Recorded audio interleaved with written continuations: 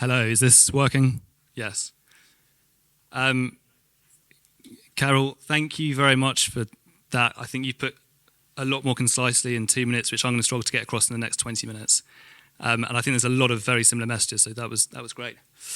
So I am Joe Newman. I'm a respiratory doctor down in Cambridge, working at Royal Papworth Hospital, and from the research side, linked in with the university. To give myself some credibility, I've stuck a load of logos on the front slide, just to explain who some of these organisations are. Aprito, I will mention a couple of times during the talks. We're working with them from a technology point of view. I'm completely independent of them. I'm not employed by them or anything like that. All of our research is funded by the British Heart Foundation, so always a thanks to them. And of course, we work very closely with PHA, so thank you very much to Sean, Ian and the team for the invitation to talk. So you may have noticed I didn't have a title on my first slide because the title that Sean gave me about decentralised studies, which I will explain, sounds really boring. And I'm conscious that it's after lunch, and to try and keep you awake, I'm starting with a music quiz. Okay? This isn't on WooClap, so I need some live audience participation. Hopefully, the first question is the easiest one. Can anyone name the iconic 1990s band shown from the first 4 albums on here? Thank you. Great. Oasis.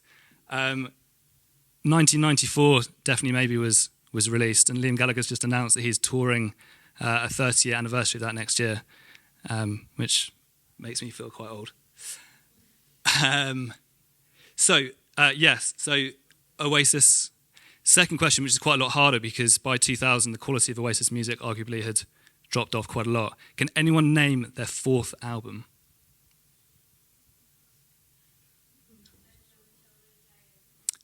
Yes, who was that? 10 points to the back of the room. Well done. Very good.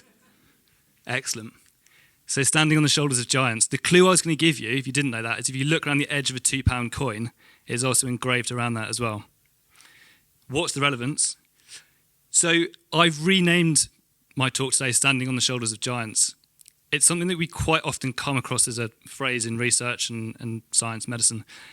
And it always sticks with me because the idea that, exactly as Carol very eloquently just put in that video, everything that we benefit from today, so in PH, all the drugs, the diagnostic tests, have previously been developed through research, through clinical studies and through patients who volunteered to take part in that. So we can look back and be very grateful to all of that, but at the same time, we can recognise that every time we take part in research now, we offer a lot of hope for patients in the future. So it's that continuous idea of building on progress.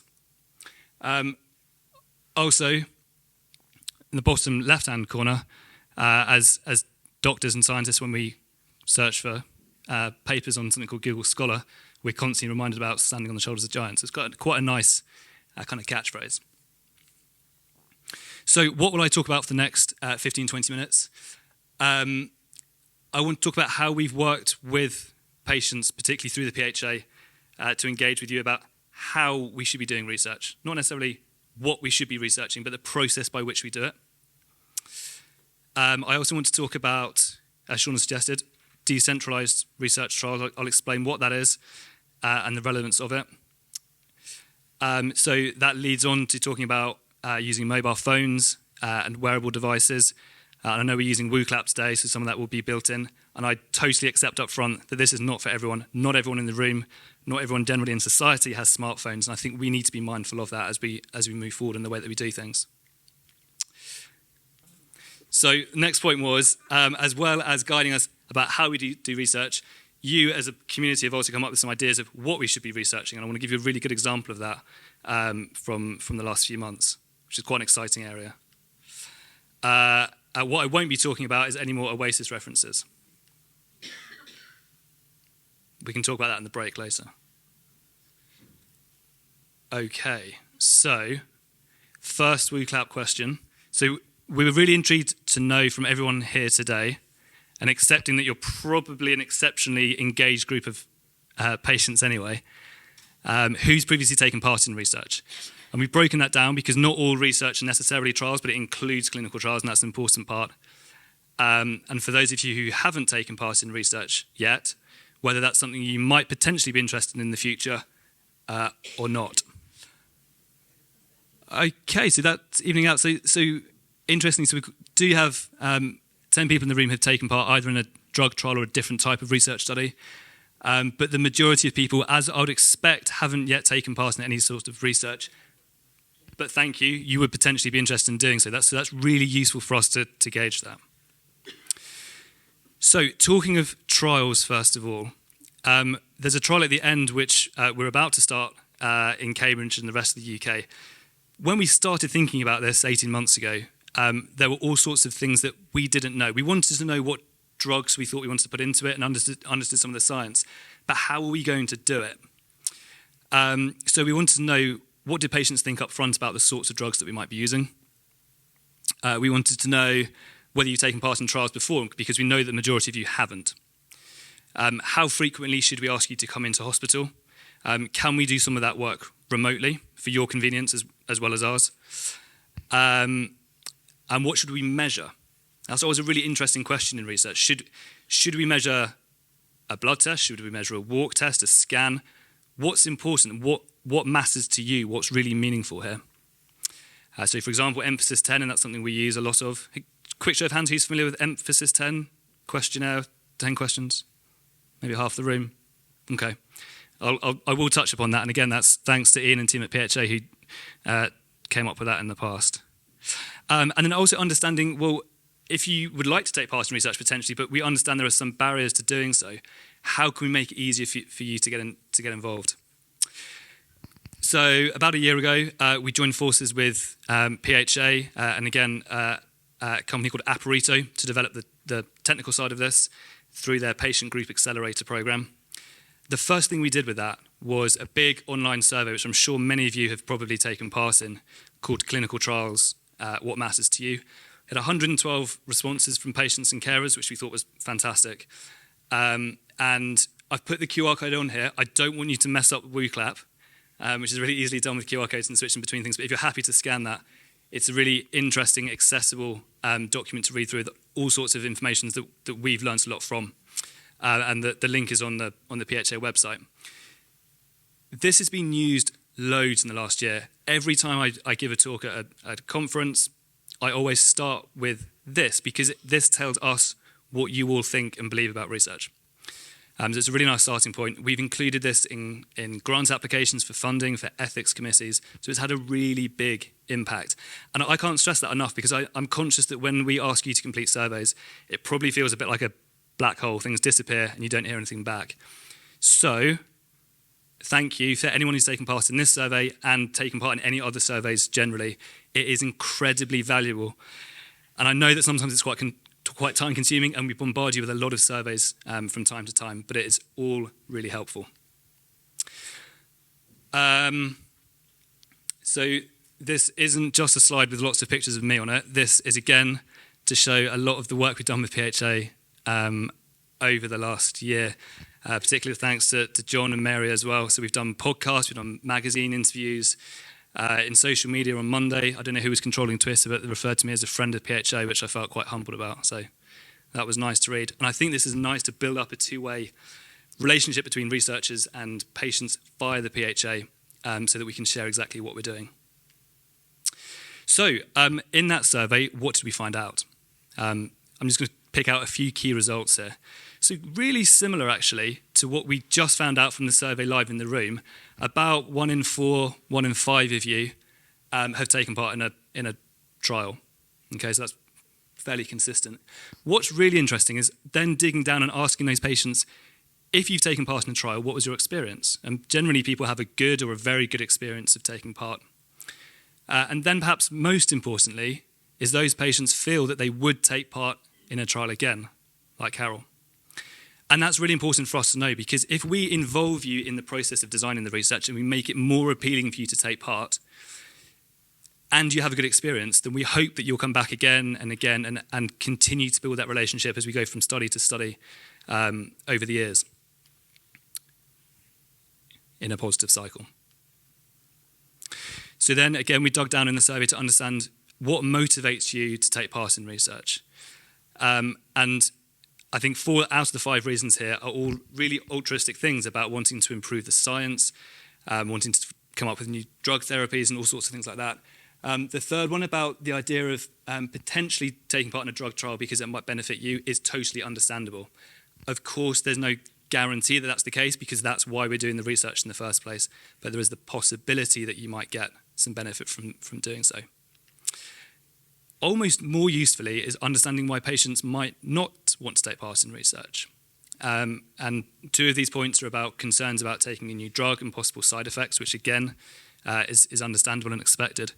But three of these things are things that we can very much influence. So things about not necessarily wanting to travel into your specialist hospital on a regular basis, or wanting particular tests and logistics about parking and travel.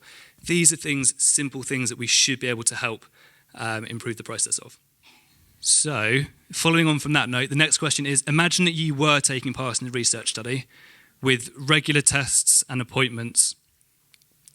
Would you prefer for them to take part just in hospital, just at home, or a combination of the two? Okay, so interestingly, the majority here are for a combination of a potential research study happening both in hospital and at home, and some opting just for in-hospital testing. So that brings us on to the key theme of the talk about what do we mean by decentralized research, and the same goes for decentralized healthcare as well.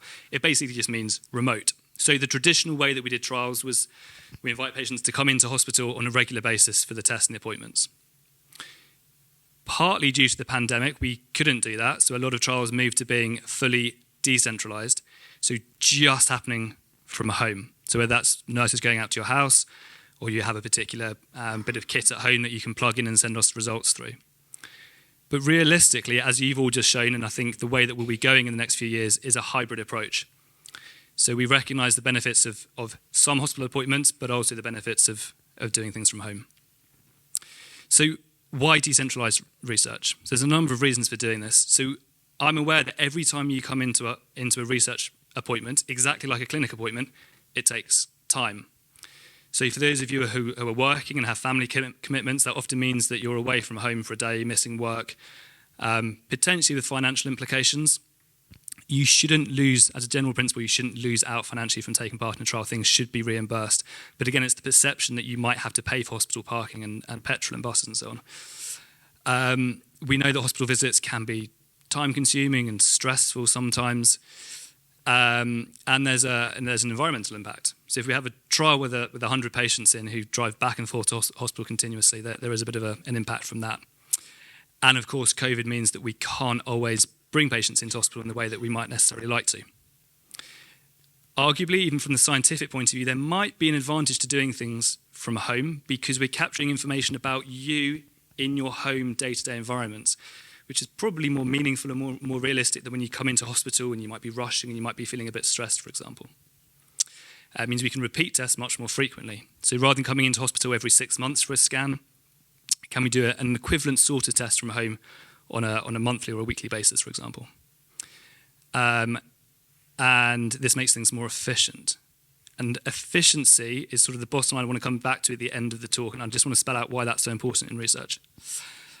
So what can we feasibly measure from home? So the things that we think are probably inherently hospital-based are things like scans, where we need big machines, right heart catheters, although Frankie's in her talk later on is going to show us some technology which slightly changes that. And some face-to-face things if you're being examined by a doctor, for example. But there are lots of things we can and we are doing from home. So questionnaires, so moving from paper onto apps, for example. Blood testing, so in the UK we've recently finished a study where we can do finger prick samples from home, looking at NT-proBNP levels, which is one kind of the key marker of heart strain or heart damage, which we think we should be able to start doing from home, and exercise tests. But before we make that step, again, through our surveys with you, we wanted to understand your points of view. Is this something that you might be willing and able to do? So we found from the survey that 95% of patients in the UK with pulmonary hypertension own a smartphone. Of course, that's not everyone. So we need to come up with a bit of a plan B for patients who don't have a smartphone. 87% are comfortable and regularly use apps. 93% of people said that hypothetically, even if you don't own a wearable device at the moment, you'd be willing to use one to track your activity, for example, as part of a trial if we gave it to you for free. For example, to do an exercise test like a 6-minute walk test outside your house, which I'll come on to in a second. And then in the survey as well, we started to dig down into a bit more detail about if a test at home took you 2 minutes, how often would you be willing to do that? And patients said, well, that would be okay on a daily basis. But if it takes longer, like 20 minutes, then I'd only want to do that on a weekly basis. Again, that makes sense, but we didn't know that before. So now with this sort of detail, we can directly put this into how we design research. We know, for example, how often we can ask you to do certain things in the context of a trial. So this is the app that we've developed over the last year with Apparito. And these are the sorts of things that we can do through it. So we can easily send out questionnaires, we can ping notifications to your phone, and you can do exactly the same as you would sit in the clinic and do on paper through your phone, and we can do this every week or two. We've developed the capability of doing a walk test. So I know in Sheffield, the shuttle walk test is the favoured test. In Cambridge and elsewhere, we tend to use the 6-minute walk test. Really similar concept, but basically we can provide patients with a watch, one of these, paired in with your phone, and measure how far you can walk outside. We can measure sleep quality, and that's really important for reasons I'll come on to in a minute. And for example, we can get information such as oxygen levels overnight. And we can measure background activity. So exactly as Kira was saying earlier on, this doesn't mean necessarily structured exercise. This is generally getting a feel for how active you are day to day. Are you getting up and posting the kettle on and walking around? And what implications does that have for your health? So the 6-minute walk test, again, similar to the shuttle walk test, really simple concept that we use all the time. We ask patients to walk up and down a hospital corridor, and we measure how far you can walk in 6 minutes. And we've used it for decades. So 2 changes we made to that, for example, are reducing the time frame down really significantly down to 1 minute, and also in a digital format. So again, using apps and smart watches to do this via GPS measurements. Another part of the app is surveys, questionnaires. So this is an example of emphasis 10, which you may have seen on paper. This is how it would look on the app. And one invaluable input we've had from patients into designing this has been testing. So we test things over and over again to make sure that they work. We think they work, and then we give them to patients and we find they don't. So for example, we had one patient with systemic sclerosis or scleroderma, which you may be familiar with, and something called sclerodactyly, so thickening of the skin on the fingers, and also reduced circulation, which makes it really hard to use touchscreen devices. And I think that's probably not particularly well recognised. So one thing we can do is go back to the tech company and tweak how sensitive the app is to picking up those things. It's the sort of thing we wouldn't think to pick up unless we test it with patients. Secondly, we had another patient who, completely unrelated to the pulmonary hypertension, had visual problems and relies on phones being able to magnify the text in apps. And again, we had to test that we were able to do that, and it works, because we want to make these things as inclusive and usable as possible to try and get as many patients doing them. So that's the sort of input patients have had to designing here. Some really, hopefully, good examples of how you've helped. Right, next WooClap question. Complete change of topic here.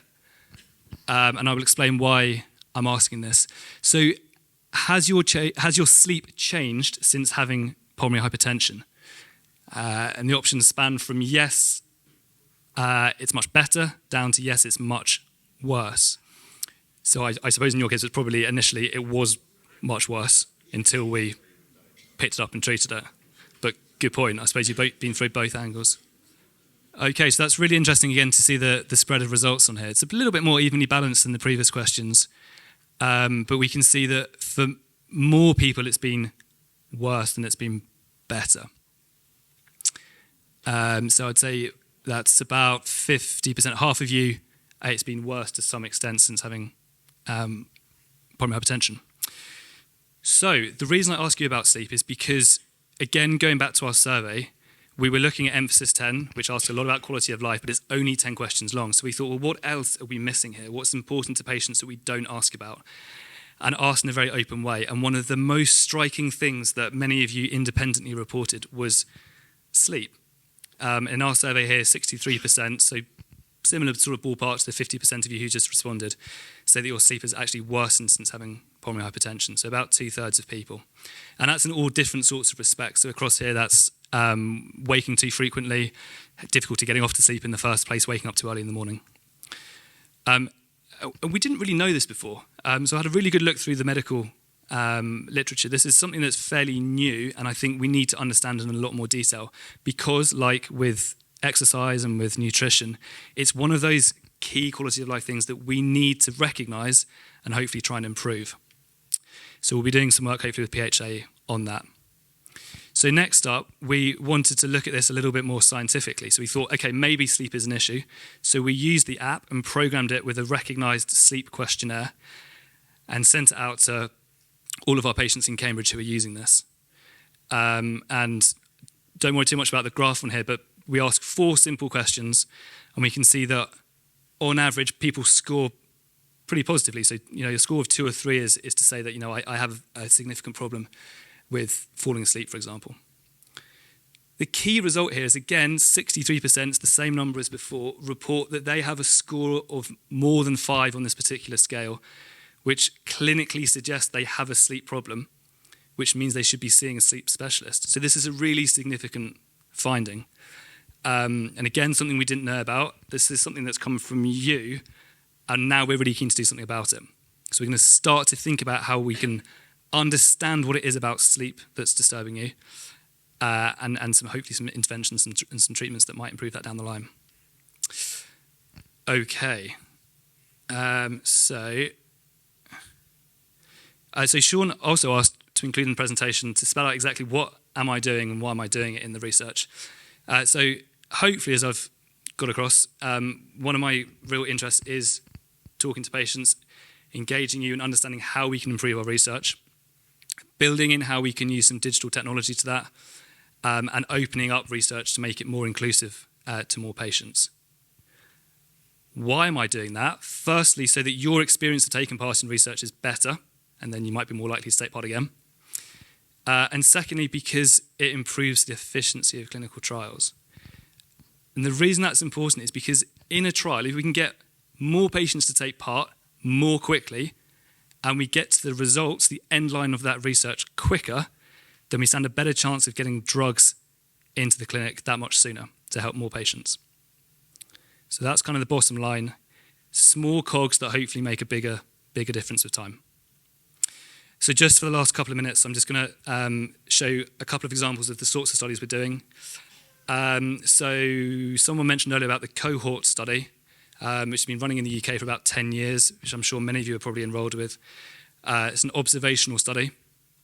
So patients sign up and we follow long-term by looking at blood tests and scans and all sorts of things, what happens. Over the last year or so, we've spun out an extension of that called Cohort Digital, using some of the technology I've been describing, so using apps and wearables, so that with our group of patients, we can understand what happens to you on a much more frequent basis from home. So in reality, we have, I think, about 40 patients from Cambridge initially signed up to this, who have the app and have the wearable, and we can measure all these things from home. And it gives us the flexibility that if we come across something interesting like sleep, we can add in a new branch of research. Although at the moment this is Cambridge-based, I know that Frankie and the team in Sheffield are also enrolling some patients into this as well, and we plan to spread this out across the UK as it builds. Secondly, the drug trial I mentioned right at the start, I'm not going to mention too much about that at all, called Stratosphere. As I'm sure you're aware, every time we come up with something in pulmonary hypertension, we have to have a PH somewhere in the word. Phoenix, Stratosphere. I have no idea what Stratosphere stands for. It gets a bit tenuous, but it's... So we're about to start recruiting patients for this again in Cambridge in the next few weeks, but this is part of the UK national network, so we hope this will come to Sheffield, Newcastle, Glasgow, elsewhere. The reason I'm not dwelling on this is because to take part, you have to have a specific mutation in a gene that causes pulmonary hypertension, which is only probably relevant for a fairly small proportion of patients. One of the interesting concepts that we're using here is the idea of repurposing drugs. So what we're doing is taking two drugs that are used for other conditions and seeing whether they might work in pulmonary hypertension based on some science. And the reason that's a really good starting point is because we already understand how safe they are, how we dose them, how we use them. So we're not starting from scratch. All we're doing really is seeing whether they're effective in pulmonary hypertension. And we're also building in some of the other concepts we talked about today about hybrid trials and using technology. The last thing I'm going to mention, another study we're involved in, is something called Pulmonary Hypertension Global Patient Survey. So this is, again, really exciting. We launched this on Monday after designing this for about a year. This continues in part from the survey we did with PHA UK last year, understanding patient perspectives on research. But now we're doing it at scale with PHAs right around the world. So inside information, within the last 5 days, we've had about 1,500 responses from patients from 43 countries. So the response has been fantastic. If anyone has taken part, thank you. There's little cards with QR codes on the table, business cards. Please take them home. It will take about 20 minutes to complete it. So perhaps you have time this evening, tomorrow, have a look. And again, every response is looked at in a lot of detail and really valued. So I'm conscious of time, and I'm also conscious that I could stand up here all day and encourage everyone to take part in research, but I have to provide balance. So this is possibly the most important slide that I'm going to talk about. 4 quick bullet points. I fully accept that research is not for everyone in 2 senses. One is that you may not be eligible to take part in the study, for example, for safety reasons. It might not fit with your type of pH, but also it might just not be for you. You know, you might not fancy it. That is absolutely fine. Because the second point is that research is always voluntary. And linked into that, if someone sits down and has a conversation with you about research, ask lots of questions, read the information, and really make sure that you are happy that you understand what's involved and what you're signing up to. And the other point that I always make with patients when I sign people up for research studies is even if you agree to take part today, that is not a binding contract. And at any point, and for any reason or no reason, you can stop, and that is fine. But don't let me put you off. So while I take any questions at the end, I'm going to leave this up. If you are interested in taking part, please speak to PHA as a great point of contact. Hopefully, Sean, Ian and the team can point you in the direction of who's doing what sort of research and how you can get involved. More broadly than just PH, the NIHR, the big National Institute of Health Research, have something called Be Part of Research, which really took off particularly with COVID. You can register your details on there and they can get in contact with you, particularly by email, and say, look, we're doing this study, would you be interested? So it's a really good place to sign up if you just Google it. And also I'm very happy, if there's any questions from anything I've mentioned today, please email me and I will be happy to respond. So thank you very much for your time.